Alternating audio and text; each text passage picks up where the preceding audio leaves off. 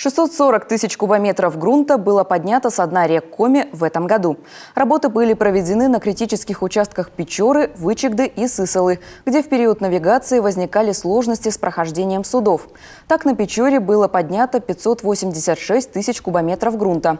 Это позволило обеспечить бесперебойное движение судов и паромов по реке. На устье реки Вычегда в местечке Лемью также провели дноуглубительные работы. Как и на Сысоле, у захода в Затон Красный Водник до устья Вычегды.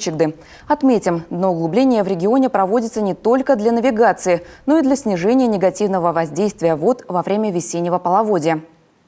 На протяжении нескольких лет в селе Визинга Сысольского района во время весеннего половодья затапливало жилые дома, расположенные на берегу реки. Я поручил Минприроды Республики Коми провести работу совместно с Росводресурсом по привлечению федерального финансирования для дноуглубления.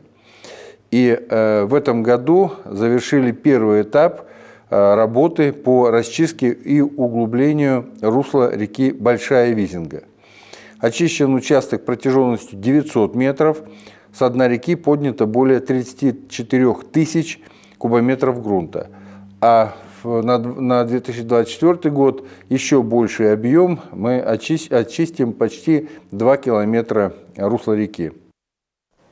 Благодаря национальному проекту «Экология» с 2025 года планируется начать расчистку русла реки Печоры.